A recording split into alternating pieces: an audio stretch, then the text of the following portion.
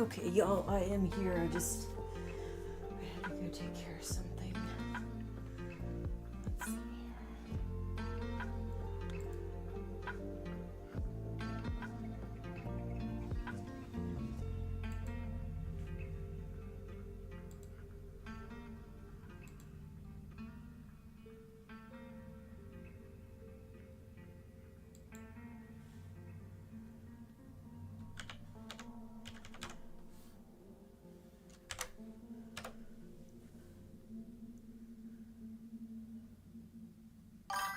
Yes.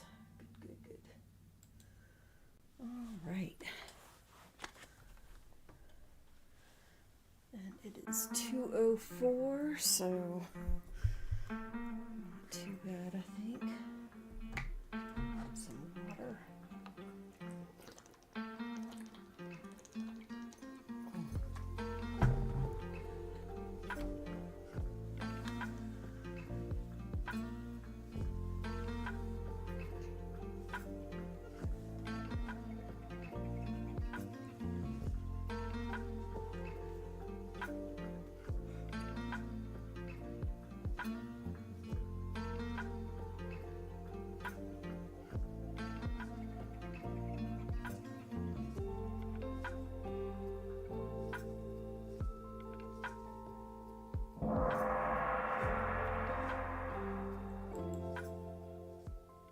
All right, everyone, it's Venus Brown. I am back with another live read of the Testaments by Margaret Atwood.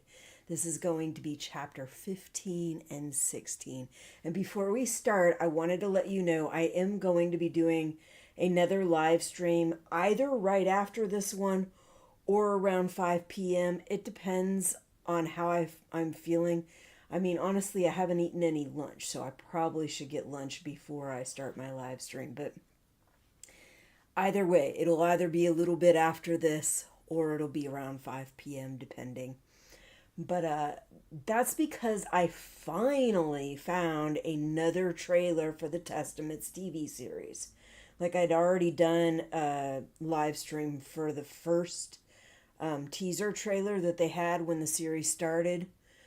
And I thought that they would put updated trailers for each episode once they got to past that first batch where they dropped 3 episodes at once. I figured after that they would do more updated trailers for each episode, but they haven't been doing that.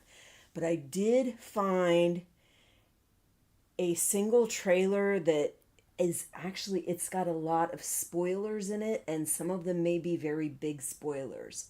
Some of the stuff it's for the whole series, so some of the stuff in the trailer has already happened, but some of the stuff has not yet happened, and I have no idea what episode it's going to take place in, except for I think the next episode is supposed to be involving that story from the previous, from part 5, The Van, where Aunt Lydia was explaining the beginnings of what happened to her when Gilead started.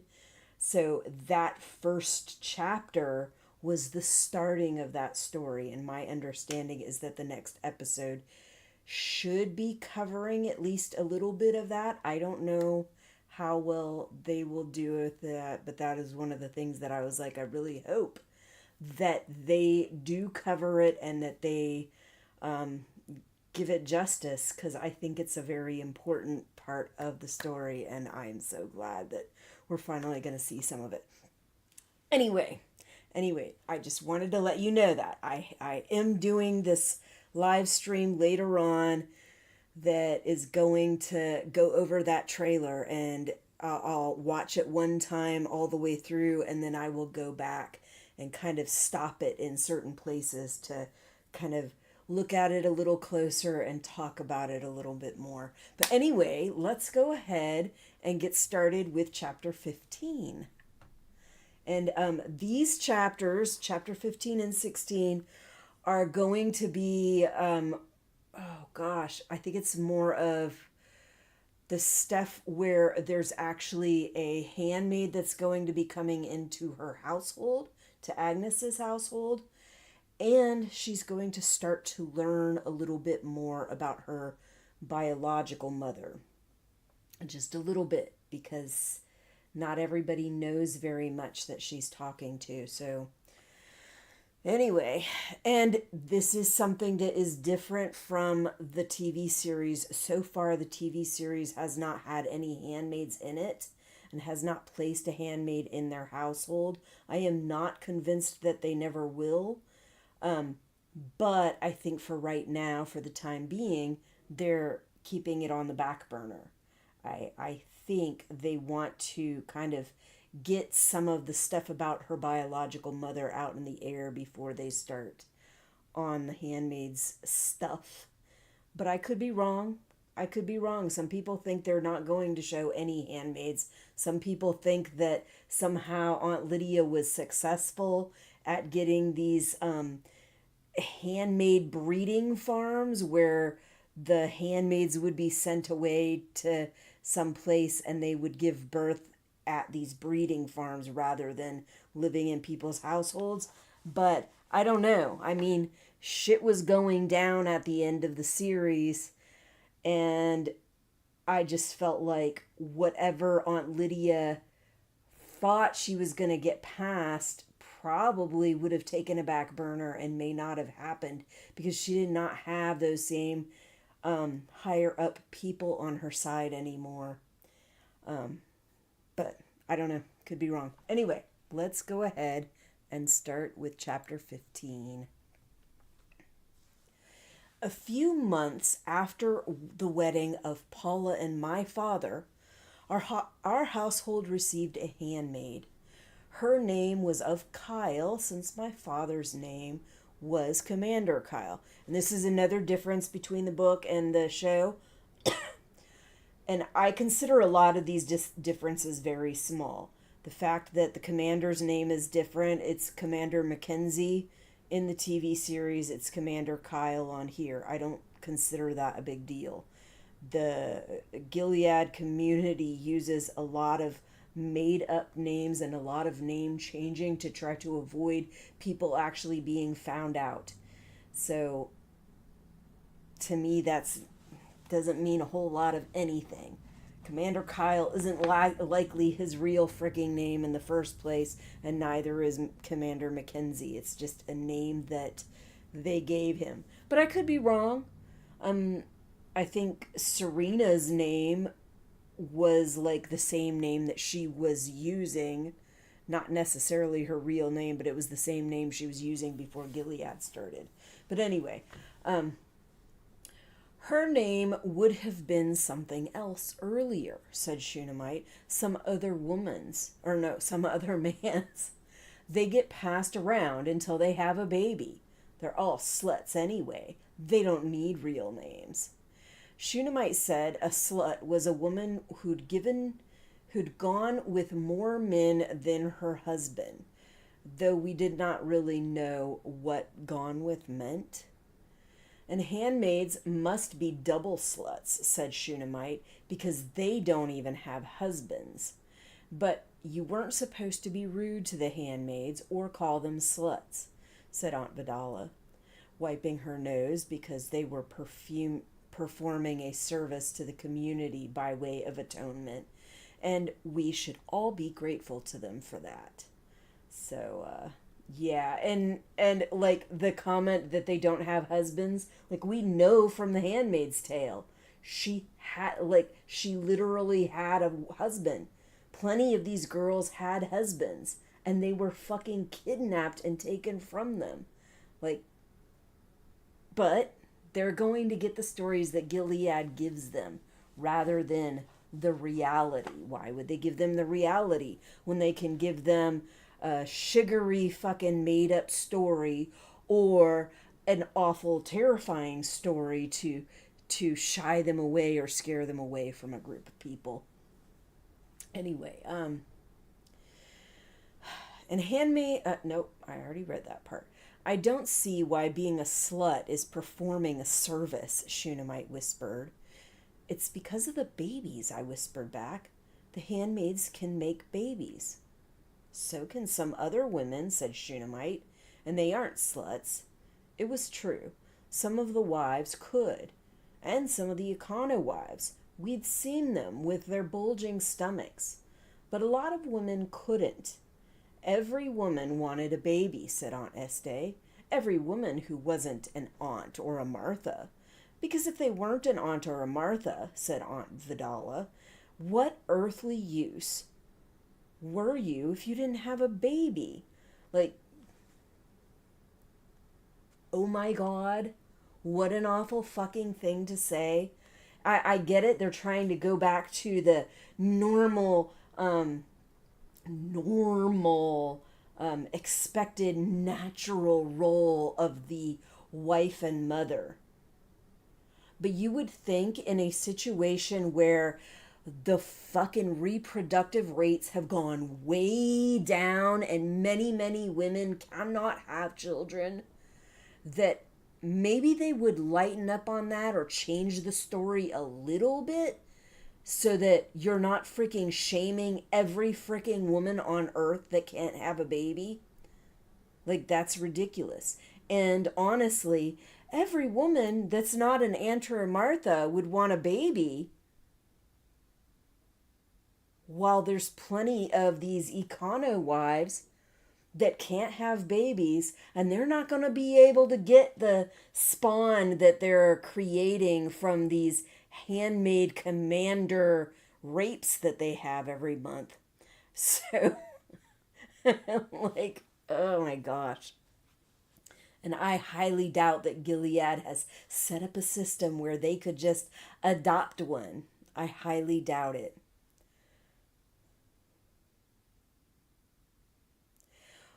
What the arrival of this handmaid meant was that my new stepmother, Paula, wanted to have a baby because she did not count me as her child.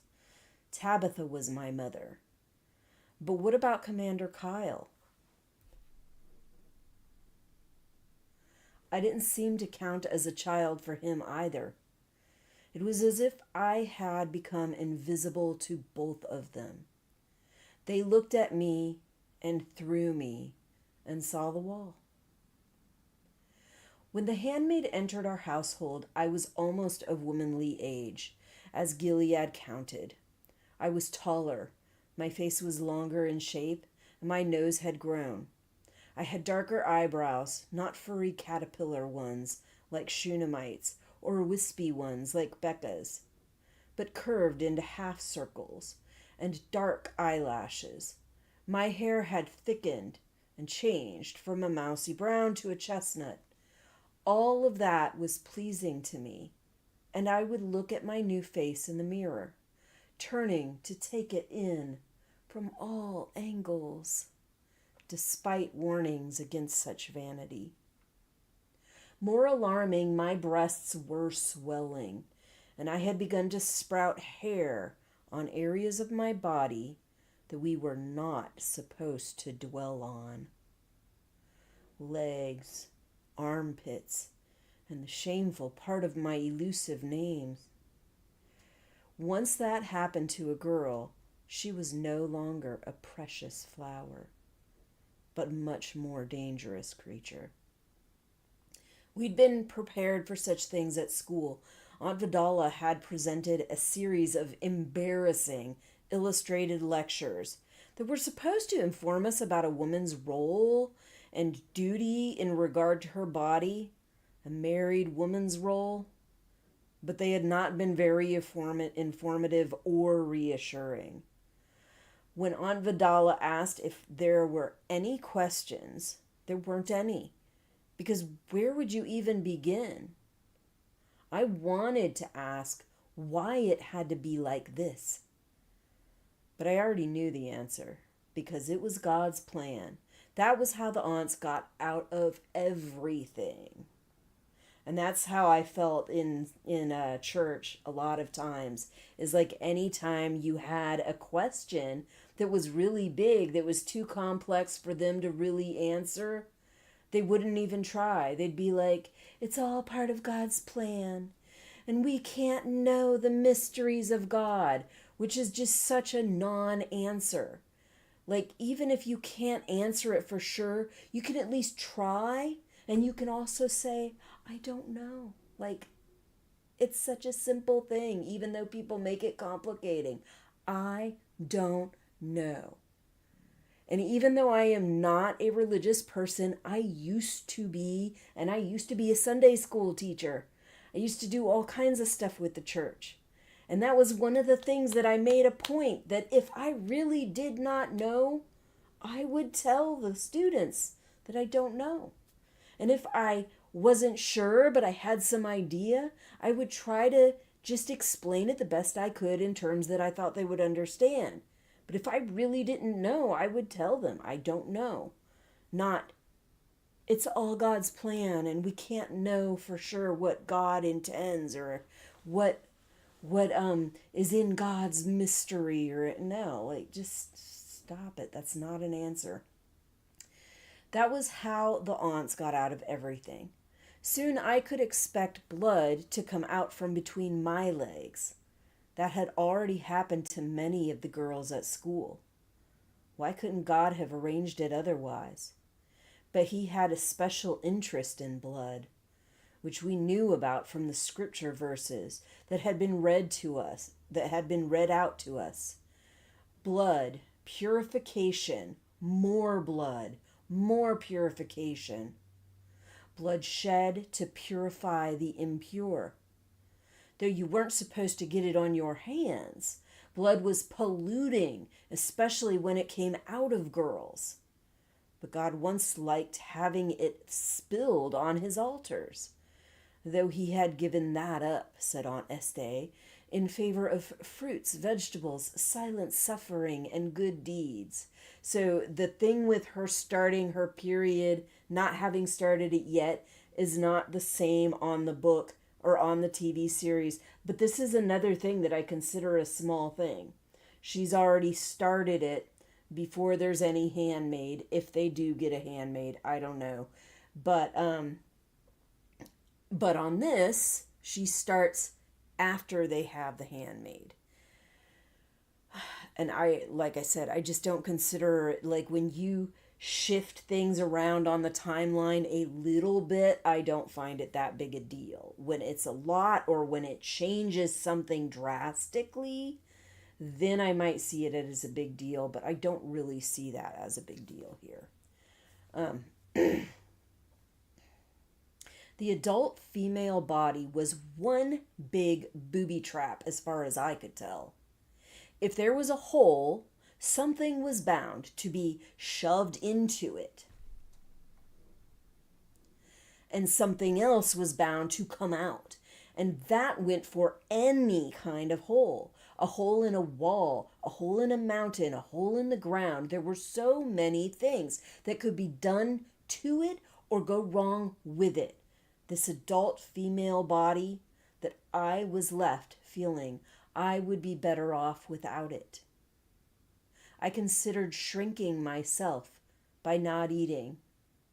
And I did try that for a day, but I got so hungry I couldn't stick to my resolution. I went to the kitchen in the middle of the night and ate chicken scraps out of the soup pot. My effervescent body was not my only worry. My status at school had become noticeably lower. I was no longer deferred to by the others. I was no longer courted. Girls would break off their conversations as I approached and would eye me strangely. Some would even turn their backs. Becca did not do that. She still contrived to sit beside me. But she looked straight ahead and did not slip her hand under the desk to hold mine. Shunammite was still claiming to be my friend, partly, I am sure, because she was not popular among the others. Like, there are consequences to being like Shunammite. While she does stuff like this for attention and to kind of act like she's popular, it does increase unpopularity amongst some people, sometimes many people. But now she was doing me the favor of friendship instead of the other way around. I was hurt by all of this, though I didn't yet understand why the atmosphere had changed so much. The others knew, however. Word must have been going around from mouth to ear to mouth, from my stepmother, Paula, through our Marthas, who noticed everything, and then from them to the other Marthas they would encounter when doing errands, and then from those Marthas to their wives, and from the wives to their daughters, my schoolmates. What was the word? In part, that I was out of favor with my powerful father. My mother, Tabitha, had been my protectress, but now she was gone, and my stepmother did not wish me well. At home she would ignore me, or she would bark at me. Pick that up, don't slouch. I tried to keep out of her sight as much as possible, but even my closed door must have been an affront to her. She would have known that I was concealed behind it, thinking acid thoughts. But my fall into value went beyond the loss of my father's favor. There was a new piece of information circulating, one that was very harmful to me. Whenever there was a secret to tell, especially a shocking one, Shunammite loved to be the messenger. And this is another funny thing that I noticed on the freaking TV show. Like, Shunammite is always gossiping. Yet there was at least one scene where she was like, acting like, oh, it's such a terrible thing to be a gossip. Yet she was the one that was always gossiping, and she's still the one that is always gossiping, both in the book and on the show. And I'm like, that's really freaking golden for you to complain about people gossiping when you are such a huge gossip. Anyway, and I've never really liked people that are very, very gossipy. I understand the importance of getting information and everything, but when you do it in a gossipy way that harms other people, I don't have a lot of respect for that. I think is the biggest problem. I find it very rude and disrespectful. Like, I understand people want their own form of entertainment and stuff like that, but if you're getting your entertainment from somebody else's misery, maybe you should find some other form of entertainment or some other way to entertain yourself that doesn't cause somebody else misery. Which I also used to tell kids all the time, like why do that? Why would you hurt somebody else to get your freaking joy? But there's definitely people that do it. I mean, I myself have definitely been a spot where I have intentionally caused harm to somebody else for my own enjoyment. But I still think it's wrong. And I know that what I did was wrong. But anyway, guess what I found out, she said one day while we were eating our lunchtime sandwiches. It was a sunny noon. We were being allowed to have a picnic outside on the school lawn. The grounds were enclosed by a high fence topped with razor wire. And there were 2 angels at the gate, which was locked, except when the aunts' cars went in and out. So we were perfectly safe. What? I said. The sandwiches were an artificial cheese mixture that had replaced real cheese in our school sandwiches, because the real cheese was needed by our soldiers. The sunlight was warm, the grass was soft. I had made it out of the house that day without Paula seeing me, and for the moment I was feeling marginally content with my life. I do think that's interesting, this thing about the cheese and the sandwiches not being used, not having real cheese.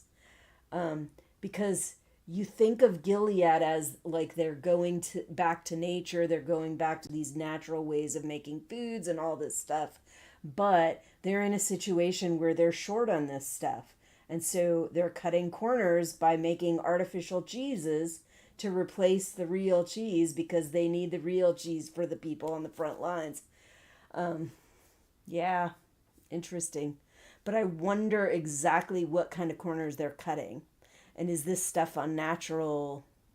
Like, are they using unnatural stuff like we're used to seeing in our foods, or is it in some other way altered to make it somewhat cheese-like, but not actually be cheese, not actually be real cheese?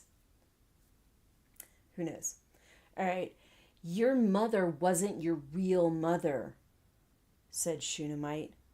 They took you away from your real mother because she was a slut. But don't worry, it's not your fault because you were too young to know that. My stomach clenched. I spat a mouthful of sandwich onto the grass. That's not true, I almost shouted. Calm down, said Shunammite. Like I said, it's not your fault. I don't believe you, I said. Shunammite was giving me a pitying, relishing smile. It's the truth. My Martha heard the whole story from your Martha, and she heard it from your new stepmother. The wives know about things like that. Some of them got their own kids that way. Not me, though. I was born properly. I really hated her at that moment. Then where's my real mother? I demanded. If you know everything. You were really, really mean, I wanted to say. It was dawning on me that she must have betrayed me. Before telling me, she'd already told the other girls. That's why they'd become so cool. I was tainted. I don't know. Maybe she's dead, Shunammite said. She was stealing you from Gilead. She was trying to run away through a forest. She was going to take you across the border, but they caught up with her and rescued you. Lucky for you. Lucky for you. Who did? I asked faintly. While telling me this story, Shunammite was continuing to chew. Chew. I watched her mouth out of which my doom was emerging. There was orange cheese substitute between her teeth. You know them, the angels and the eyes in them. They rescued you and gave you to Tabitha because she couldn't have a baby. They were doing you a favor. You have a much better home now than with that slut. I felt belief creeping up through my body like a paralysis. The story Tabitha used to tell about rescuing me and running away from the evil witches, it was partly true. But it hadn't been Tabitha's hand I'd been holding. It had been the hand of my real mother. My real mother. The slut. And it wasn't witches chasing us. It was men. They would have had guns, because such men always did. Tabitha did choose me, though. She chose me from among all the other children, period, loose from their mothers and fathers. She chose me from among all the other children, pried loose from their mothers and fathers. This is the real problem. This is the real crime. They're calling these women sluts. But what are they doing? They are fucking kidnapping their children, kidnapping the women, prying the children from their mother's arms, and imprisoning them. These girls are being imprisoned just as much as the handmaids are. They're just in a much higher up, nicer position. But they're still prisoners. They might not acknowledge it. They might not realize it. They might not see it that way because they're being so pampered in some ways and because they don't know any better. But they are prisoners. They have been kidnapped, taken from their families, and just given to somebody else. Ugh. And the fact they keep saying slut, it bothers me, but I understand. That's what these girls have been told over and over and over again. So that's what they believe. And that's the same reason that in the Handmaid's Tale series, other women looked at the handmaids in such a way, and they thought of the handmaids as so awful because they were told these same freaking stories.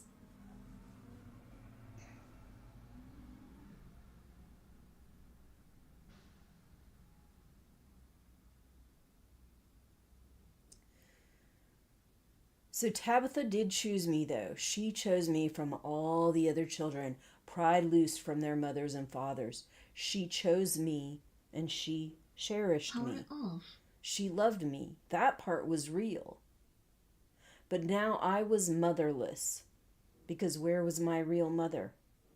I was fatherless as well. Commander Kyle was no more related to me than the man in the moon. He'd only tolerated me because I was Tabitha's project, her plaything, her pet. Excuse me. No wonder Paula and Commander Kyle wanted a handmaid. They wanted a real child instead of me. I was nobody's child. Shunammite continued to chew, watching with satisfaction as her message sank in. "I'll stick up for you," she said in her most pious and insincere voice. "It doesn't make any difference to your soul," Aunt Este says. "All souls are equal in heaven." Only in heaven, I thought. And this is not heaven. This is a place of snakes and ladders. And though I was once high up on a ladder, propped against the tree of life, now I've slid down a snake.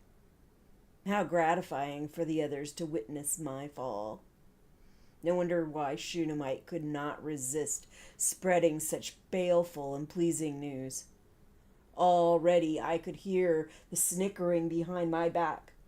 Slut, slut, daughter of a slut. Aunt Vidala and Aunt Este must know as well. The two of them must always have known. It was the kind of secret the aunts knew. That was how they got their power, according to the Marthas, from knowing secrets. And Aunt Lydia, whose frown-smiling gold-framed picture with the ugly brown uniform hung at the backs of our school rooms, must know the most secrets of all, because she had the most power. What would Aunt Lydia have to say about my plight? Would she help me? Would she understand my unhappiness? Would she save me? Because was Aunt Lydia even a real person? I had never seen her. Maybe she was like God, real but unreal at the same time. What if I were to pray to Aunt Lydia at night instead of to God? I did try later in the week, but the idea was too unthinkable, praying to a woman, so I stopped. So this is another change that we have from between the book and the TV series, is that in the series, Aunt Lydia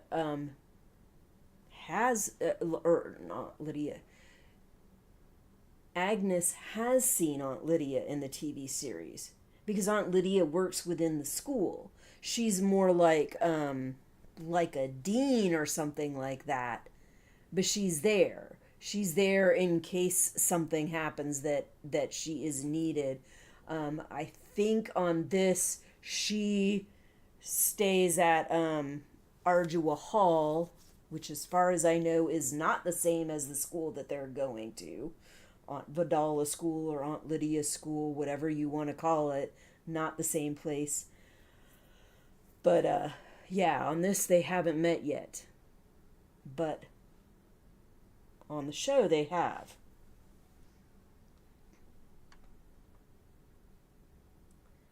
Okay. All right, so I finished that. Okay. I think we'll just go to the next chapter.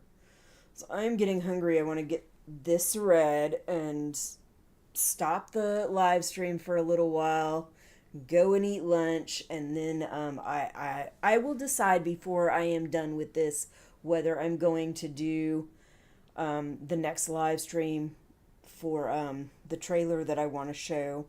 Not the regular trailer that everybody has already seen that started at the beginning of the show. This is a different trailer, but it's still a series trailer. Either way, I will let you know before the end of this whether I'm going to eat lunch and then go back and do that live stream right after this for the trailer, or if I'm going to wait until around 5 p.m. It really depends on what time it is and how I'm feeling and all of that. I went through the rest of that terrible afternoon as if sleepwalking. We were embroidering sets of petite point handkerchiefs for the aunts with flowers on them to go with their names. Echinacea for Elizabeth, hyacinths for Helena, violets for Vidala. I was doing lilacs for Lydia, and I stuck a needle halfway into my finger without noticing it until Shunammite said, "There's blood on your petite point." Gabriella, a scrawny, smart-mouthed girl who was now as popular as I had once been because her father had been promoted to 3 Marthas, whispered. Maybe she's finally getting her period out of her finger. And everyone laughed because most of them already had theirs, even Becca. Aunt Vidala heard the laughing and looked up from her book and said, "That's enough of that." Aunt Estee took me to the washroom and we rinsed off the blood on my hand, and she put a bandage on my finger. But the petite point handkerchief had to be soaked in cold water, which is the way we'd been taught that you get out blood, especially from white cloth. Getting out blood was something that we would have to know as wives, said Aunt Vidala, as it would be part of our duties. We would have to supervise our Marthas to make sure that they did it right. Because you can't have Marthas doing anything wrong. Or, Lord knows. Cleaning up things such as blood and other substances that came out of bodies was part of women's duty of caring for other people, especially little children and the elderly, said Aunt Estee, who always put things in a positive light. That was a talent women had because of our special brains, which were not hard and focused like the brains of men, but soft and damp and warm and enveloping. Like what? She didn't finish the sentence. Like mud in the sun, I thought.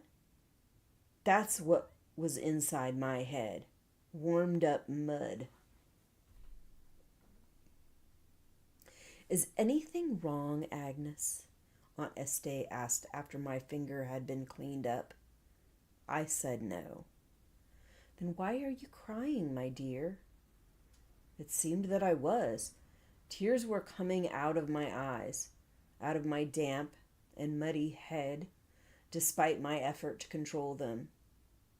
Because it hurts, I said, sobbing now. She didn't ask what hurt, though she must have known it wasn't really my needled finger. She put her arm around me and gave me a little squeeze. So many things hurt, she said, but we must try to be cheerful. God likes cheerfulness. He likes us to appreciate the nice things in the world. We heard a lot about the likes and dislikes of God from the aunts who taught us, especially Aunt Vidala, who seemed to be on very close terms. Shunammite once said she was going to ask Aunt Vidala what God liked for breakfast, which scandalized the more timid girls. But she never actually did it. I wondered what God thought about mothers, both real and unreal. But I knew there was no point in questioning Aunt Estee about my real mother and how Tabitha had chosen me, or even how old I'd been at the time. The aunts at school avoided talking to us about our parents. So, and the thing with the crying, like, it almost sounds nice to say, oh, God would want us to think about something cheerful. But really, it is just another method of them telling these girls to shove everything down, bury it and hide it and never let it out. Hiding all the pain, hiding all the secrets, hiding all the anything that could get them in trouble. It's just another form of burying your real self, your real feelings, the shit that you're going through. And it's not fucking healthy. It's not healthy at all. I mean, they've done studies on this with males, where males are taught to be tough and macho and to never cry and never show their emotions, and shown how it's caused them real harm, both emotionally, psychologically, and physically. So, even though it sounds all nice and fluffy on the outside, it's actually harming people.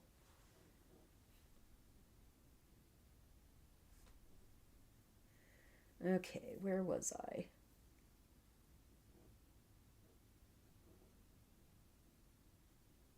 Okay, I wondered what God thought about mothers, both real and unreal. But no, I already read that part. Okay, so we're on the next section. When I got home that day, I cornered Zilla in the kitchen. And this is another difference. Zilla in the show has her tongue removed so she cannot talk to her. And she was not there before Tabitha, whereas in this, she was there the whole time and she did not have her tongue removed. When I got home that day, I cornered Zilla in the kitchen, where she was making biscuits, and repeated everything that Shunammite had told me at lunchtime. Your friend has a big mouth, was what she said. She should keep it shut more often. Unusually harsh words coming from her. But is it true? I said. I still half hoped then that she would deny the whole story. She sighed. How'd you like to help me make the biscuits? But I was too old to be bribed with simple gifts like that. Just tell me, I said. Please. Well, she said, according to your new stepmother, yes. That story is true, or something like it. So Tabitha wasn't my mother, I said, holding back the fresh tears that were coming, keeping my voice steady. It depends on what you mean by a mother, said Zilla. Is your mother the one who gives birth to you, or the one who loves you the most? And I hate this line too. I know she means well, but goddamn, like, you don't know that her original mother didn't love her just as much or more. You don't know that. You could just say, is it the one that gives birth to you or the one who loves you? The one who takes care of you? Like that kind of thing, without it sounding like it's some fucking competition and one loved you more than the other, which I highly doubt that Tabitha loved her more than June did, just loved her in a different way. Anyway, I don't know, I said. Maybe the ones who love you the most. Then Tabitha was your mother, said Zilla, cutting out the biscuits. And we Marthas are your mothers too, because we love you as well, though it may not always seem so to you. She lifted each round biscuit with the pancake flipper, and placed it onto the baking sheet. We all have your best interests at heart. She made me distrust her a little because Aunt Fidala said similar things about our best interest, usually right before doling out usually right before doling out a punishment. She liked to switch us on the legs where it wouldn't show, and sometimes higher up, making us bend over and raise our skirts. Sometimes she would do that to a girl in front of the entire class. What happened to her? I asked. My mother, the one who was running through the forest after they took me away. I don't truly know, said Zilla, not looking at me, sliding the biscuits into the hot oven. I wanted to ask if I could have one when they came out. I craved warm biscuits. So do I. They're fucking delicious. But this seemed like a childish request to make in the middle of such a serious conversation. So wait until the conversation is done and then ask. By then you'll be all upset about this awful conversation in the first place, and she will feel more like she should give you a nice warm biscuit anyway. Did they shoot her? Did they kill her? Oh no, said Zilla. They wouldn't have done that. Why? Because she could have babies. She had you, didn't she? That was proof she could. They would never kill a valuable woman like that, unless they really couldn't help it. She paused to let this sink in. Most likely, they would see if she could be the aunts at the Rachel and Leah Center would pray with her. They would talk to her at first to see if it was possible to change her mind about things. There were rumors about the Rachel and Leah Center at school, but they were vague. None of us knew what went on inside it. Still, just being prayed over by a bunch of aunts would be scary. Not all of them were as gentle as Aunt Estee. And what if they couldn't change her mind? I asked. Would they kill her then? Is she dead? Oh, I'm sure they changed her mind, said Zilla. They're good at that. Hearts and minds, they change them.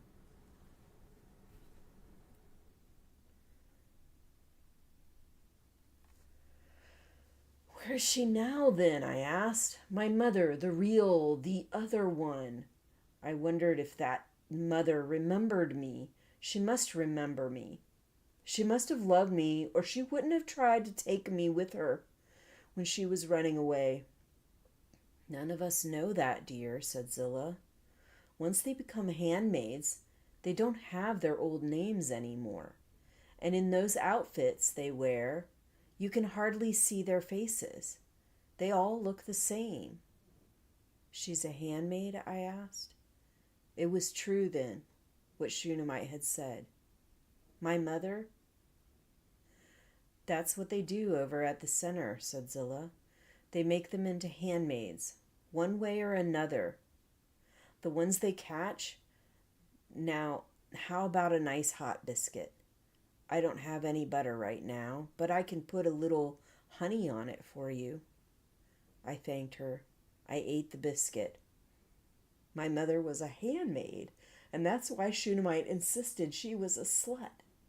It was common knowledge that all the handmaids had been sluts once upon a time. And they still were, although in a different way. From then on, our new handmaid fascinated me. I'd ignored her when she'd first come, as instructed. It was the kindest thing for them, said Rosa, because either she would have a baby and then be moved somewhere else, or she wouldn't have a baby and we'd be moved somewhere else anyway. But in any case, she wouldn't be in our house for long.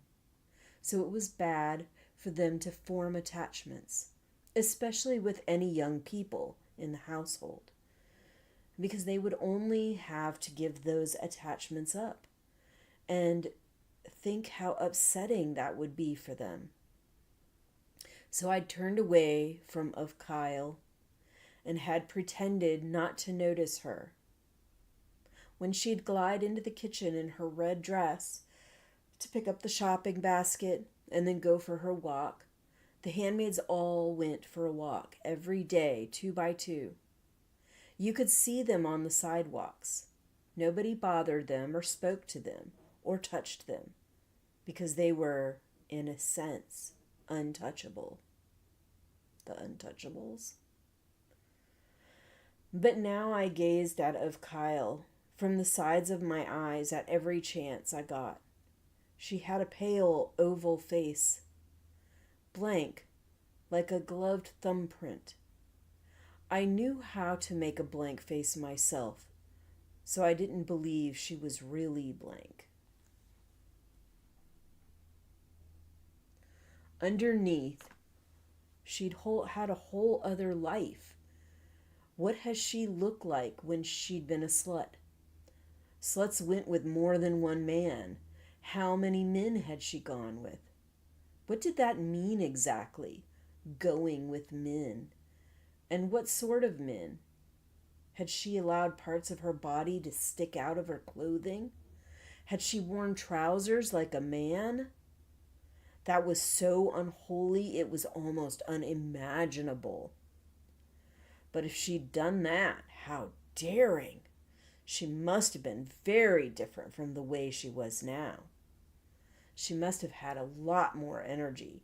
And that's kind of amusing to me because all of those adult women, all of them have likely worn trousers.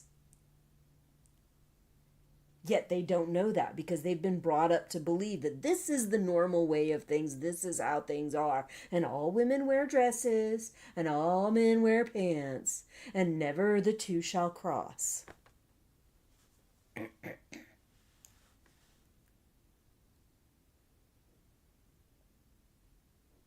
I would go to the window to watch her from behind as she went out for her walk, through our garden and down the path to our front gate.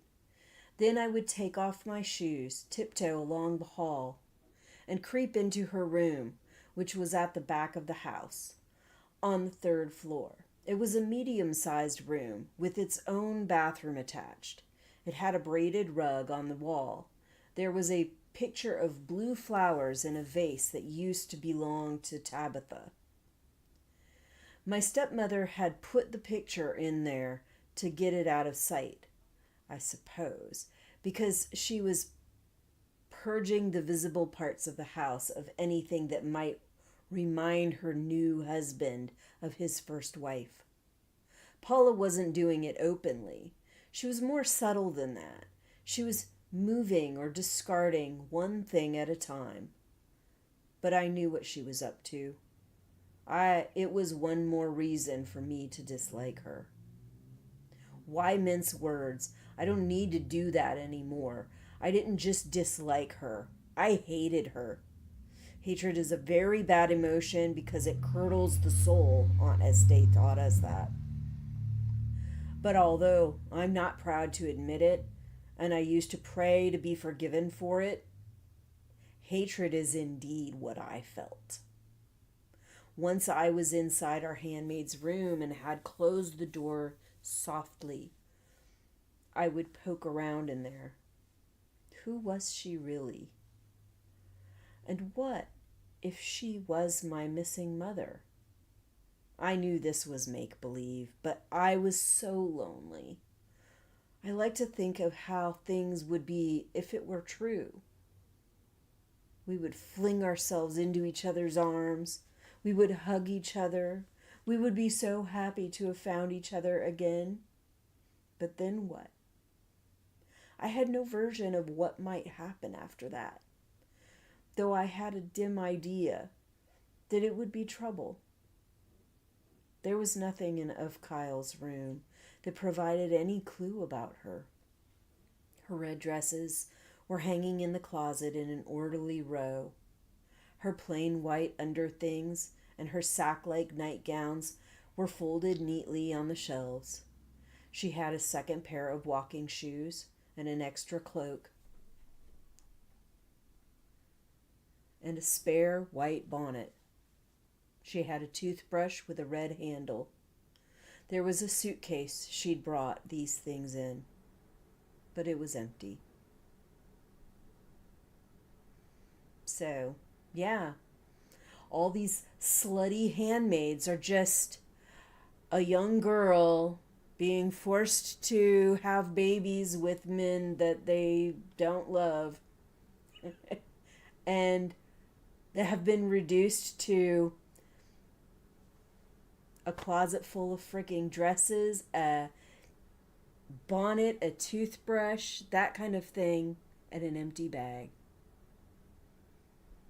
And nothing else left in her room to really have any understanding of who she was as a person.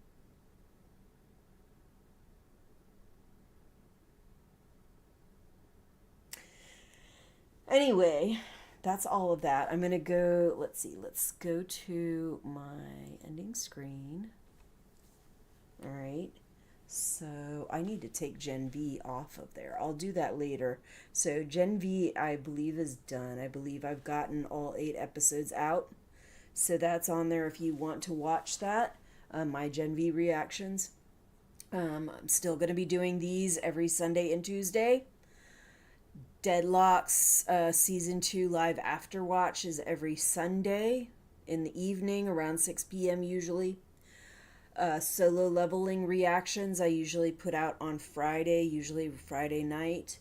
And my Testament reactions I put out on Tuesdays. Alright, and I've got the second episode up. I got that up this morning. Alright, so it is 3:01. I think I'm going to go ahead and I will do the live stream of the Testaments trailer. Not the first trailer, but this other trailer that I found that definitely has, I think, more spoilers than that first trailer. So this is my spoiler warning. There are some big spoilers on this trailer. So if you are concerned about big spoilers, maybe this isn't for you. But if you like big spoilers, and I'm okay with these big spoilers, you're welcome to come and join me. I will be doing that around 5 p.m. 5 p.m. I'll do the trailer live stream. I'm going to watch the trailer through one time, and then I'll go back through and I'll stop it every now and then to talk about whatever it is that comes to my mind. This is not scripted. This is just, okay, this is what's going on, and this is what I'm thinking of when it comes to that. Just like with this, I do a lot of comparisons of the book and the TV show. I do the same thing with the reactions. I usually try to keep any big spoilers out that might indicate something that's going to happen in the future, whether it be future in that part of the book or future in that part of the TV series. But I think with this, I may be a little looser with what I will choose to try to avoid. Other spoilers, though, if we've already gone through that part in the book or the TV series, I'm usually okay with giving, and I am okay with doing small spoilers. And if I feel like something that I said is too big, sometimes I'll put a warning on the screen. But anyway, like I said, 5 p.m. I'll be doing that live stream. And yeah, if you want to join, feel free. If not, that's okay too.